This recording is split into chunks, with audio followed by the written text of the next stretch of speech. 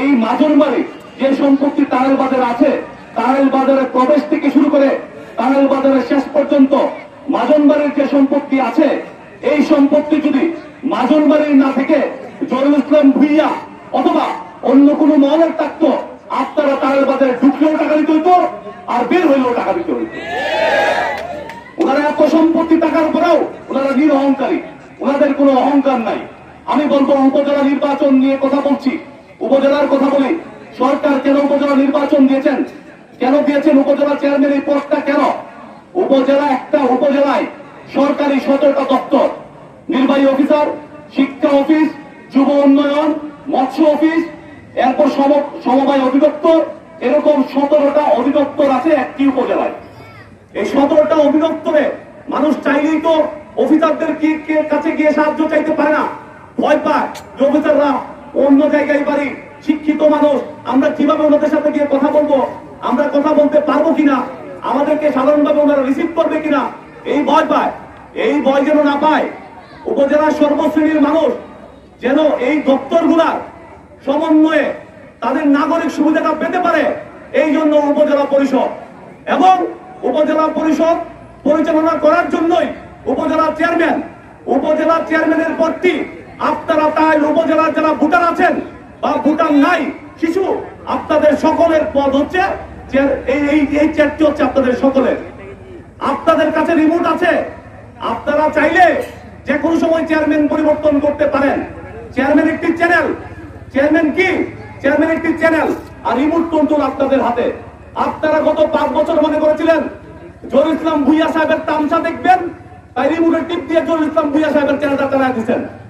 গত 5টা বছর জহুরুল ইসলাম ভুইয়া সাহেবের চ্যানেল আপনারা দেখছেন। আপনাদের যদি ভালো লেগে থাকে তাহলে আমার কিছু বলার নাই। আমার কাছে মনে হয় তারা, আপনি যদি প্রশ্ন করেন, তারা যে 17টি দপ্তর আছে, উপজেলা চেয়ারম্যান সাহেব তারা থেকে 17টি দপ্তরের নাম বলবে, আমার মনে হয় না উপজেলা চেয়ারম্যান বলতে পারবে। উপজেলা চেয়ারম্যান সাহেবের কি কাজ? উপজেলা দরবার করাও চেয়ারম্যান সাহেবের কাজ। তবে উপজেলা চেয়ারম্যান সাহেবের এমন অসংখ্য কাজ আছে, কতগুলা কাজ আছে, এইগুলা বোধহয় উপজেলা চেয়ারম্যান সাহেব বলতে পারে না।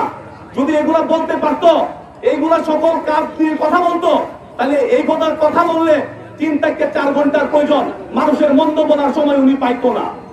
উনি নিজের কাজ সম্পর্কে জানে না, উনি কি করেছে, কিছুই করে নাই, এইগুলা বলতে পারে না। তাই খালি অমুক বানানা, তমুক বানানা, তমুক বানানা, এইসব নিয়ে এই কথা বলে। আরে ভাই, আপনাকে আহ্বান জানাই, আপনি 5টা বছর চেয়ারম্যানই করেছেন, আপনি কি উন্নয়ন করেছেন, আপনি তার জায়গার কোন ওয়ার্ডে কি করেছেন, মানুষের জন্য কি করেছেন, কি নাগরিক সেবা দিয়েছেন, তার জায়গায় আপনি এই কথাগুলো বলে যাবেন, আপনাকে আহ্বান জানাই। আর এইগুলো যদি বলতে না পারেন, তাহলে মানুষের মন্দ চালিয়ে দিয়ে মানুষের ক্ষমতায় থাকা যাবে না। মানুষের মন্দচারী যারা বলে, তারা কখনোই ভালো মানুষ না। আমি শুধু এই আপনাদের উপজেলা পরিচালনা করার জন্য, কেন উনি পারে না? কারণ উপজেলা পরিচালনা করার জন্য যে যোগ্যতা, যে দক্ষতা ওনার প্রয়োজন, এটা ওনার নাই। ওনার আব্বা উপজেলা চেয়ারম্যান ছিল, আমরা সবাই জানি উনি ভালো মানুষ ছিল। ওনার আব্বা 2 বার নির্বাচন করেছে উপজেলা। আপনারা কি কোনোদিন বলতে পারবেন যে ওর বাবা যখন নির্বাচন করছে, শাহিন কি আপনাদের কারো কাছে ভোট চাইছে? শাহিন আসছে কোন গ্রামে ভোট চাইতে? আসে নাই। কারণ তার আব্বা এই অসভ্য ছেলেকে, এই বেয়াদব ছেলেকে, মাত্রা এই যে দরিদ্রা ছেলেকে মানুষের কাছে আসতে দেয় নাই। কারণ শাহিন যদি মানুষের কাছে যায়, মানুষের ক্ষতি হবে। তার বাবা যখন মারা গেল, সেই সুযোগটা নিয়ে গেল। আর আমরা সকলেই আবেগের বশবর্তী হয়ে, আবেগ যার টেনশনে তার বাপ, আপনি একটা কোনো চোখ কানা করে, যাদের ভিতরে খুব চাপা থাকে, প্রকাশ করতে পারে না, তারাই কিন্তু বেশিরভাগ স্ট্রোক করে। আর যারা প্রকাশ করতে পারে, তারা কিন্তু খুব সহজে স্ট্রোক করে না, কারণ তাদেরটা তো প্রকাশই হয়ে যায়। আপনারা বাহিরে যদি আপনাদের সাথে কিছু হয়, তাহলে এইগুলো প্রকাশ করতে পারবেন। কিন্তু আপনার ঘরের সন্তান যদি আপনাকে মারতে যায়, আপনার সাথে বেয়াদবি করে, এইগুলা কিন্তু আপনি বাইরে প্রকাশ করতে পারবেন নাই। এইরকম কিছু হয়েছিল কাঞ্চন চেয়ারম্যান সাহেবের সাথে, যেগুলা উনার ঘরের কথা, উনার সন্তানের কথা উনি বাইরে বলতে পারে নাই, এই জন্য উনি স্ট্রোক করে মারা গেছেন। আমি বলবো, উনার বাবার মৃত্যুর পিছনে উনার অল্প হইলেও দায় আছে। উনার বাবা যেদিন মরে গিয়েছে, উনি এসে উনি মানুষের আশেপাশে গেছে, মানুষেরও দয়া মায়া লাগছে, যে বাপটা মরে আছে গা ফুটটার একটা ভোট গেলাই দেশের মেন বানায় হয়। আরে বাপটা মরে আছে গা ফুটটার তো যোগ্যতা তাও লাগবো। আমার মনে হয় আমি অ্যাডভোকেট সাজেদুল হক বাবু এই শাহিনের বাবার সাথে যত সময় দিছি, ওনার সাথে যত কথা হয়েছে, যত স্মৃতি আছে, এতটা স্মৃতি শাহিনের নিজেরও নয়। তাই আমি বলবো যে আপনারা যোগ্যতা দিয়ে বিবেচনা করবেন। আপনাদের গার্জিয়ান কে হবে যে আপনাদের এই নাগরিক সুবিধাগুলা আপনাদের কাছে পৌঁছে দিতে পারবে, তাকে আপনারা এই দায়িত্বটা দিবেন। আর যদি আপনাদের পছন্দ না হয় তাহলে এই যে আপনাদের কাছে রিপোর্ট আছে, আপনারা আবার চ্যানেল পাল্টায় দিবেন 5 বছর পরে। আপনাদের কাছে এই সুযোগ আছে, এইবার আপাতত এই চ্যানেলটা পাল্টান। সামনের বার যদি 5 বছরে আপনার বাপকে পছন্দ না হয়, এই চ্যানেলটা পাল্টানোর সুযোগ আপনাদের কাছে আছে। তবে দেহ নাকি আমরা চ্যানেলটা কিটা আছে এটা দেওয়ার আহ্বান জানাই। আগামী 29 তারিখে আমাদের চ্যানেলটা দেখার জন্য আপনাদের কাছে আহ্বান জানাই। আর আপনার প্রতিবেশী কিশোরগঞ্জে কিছুদিন আগে আপনারা দেখছেন মোটরসাইকেল থেকে বাস করছে, এই হাওয়াটা অল্প হইলেও আপনাদের কাছে লাগছে। তাই প্রতিবেশীরা যেমনি গেছে আপনারাও এমনি যাই। আপনার প্রতিবেশী উন্ডার মার্কার ভোট দিছে, বাস করাইছে, বেড়া হইলে আপনারাও উন্ডার মার্কার ভোট দিয়ে আগামী 29 তারিখ নির্বাচিত করবেন। এই বলে আমি আমার বক্তব্য শেষ করছি। জয় বাংলা, জয় বঙ্গবন্ধু। ধন্যবাদ। এই তালডাঙ্গা ইউনিয়ন তারাই উপজেলা 1 নম্বর ইউনিয়ন। আপনারা নির্বাচনীয় বিভিন্ন মিটিং এ প্রতিপক্ষের লাইভ গুলো দেখেছেন। ওনারা তালডাঙ্গা ইউনিয়নকে নিয়ে কটূক্তিমূলক বক্তব্য দিয়েছে। আমি শুধু আপনাদের কাছ থেকে আগামী 29 তারিখে এই কটূক্তিমূলক বক্তব্যের একটি জবাব চাই। আপনারা শুধু একটা ভোটের মাধ্যমে এই কটূক্তিমূলক বক্তব্যের জবাব দিয়ে দিবেন। ওনারা বলেছে হারুন সাহেব নাকি তালডাঙ্গা ইউনিয়নের সব ভোট দিয়ে দিবে। আরে হারুন সাহেব তো কারোর কাছে টাকা দিয়ে বিক্রি হয় নাই। যে লোকগুলো এই কথাগুলো বলেছে আপনারা লাইভে দেখবেন, ওদেরকে 500 টাকা 1000 টাকা দিলেই আজকে এখানে কালকে ওখানে যায়।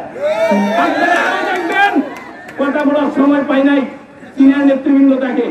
আপনারা দেখবেন প্রতিপক্ষের সাথে যারা আছেন প্রত্যেকটা ব্যক্তি বিগত 5 বছরে তারা ছিল না। কেউ ঢাকায়, কেউ কিশোরগঞ্জে আত্মগোপনে ছিল। মানুষের ঋণের জ্বালায়, মানুষের কাছ থেকে টাকা আত্মসাতের জ্বালায় ওনার এলাকায় ছিল না। ওনারা এখন প্রত্যেকে আসছে, তারা উপজেলা এমপি সাহেবের ছায়া তুলে আসা শাহিন সাহেবের নির্বাচন করে। আমি অনেককেই চিনি যারা 1 মাস আগেও এই তালডাঙ্গা ইউনিয়নের যে ব্যক্তিটিকে নিয়ে কটূক্তি করেছে, উনার টাকায় উনার সংসার চলেছে। এটা আমার নিজের চোখে দেখা। আমি শুধু আপনাদেরকে বলতে চাই, এই ব্যক্তিটাকে শুধু কটূক্তি করে নাই, আপনাদের 1 নম্বর তালডাঙ্গা ইউনিয়নকে কটূক্তি করেছে। আপনারা সেই জবাবটা আগামী 29 তারিখ দিয়ে দিবেন।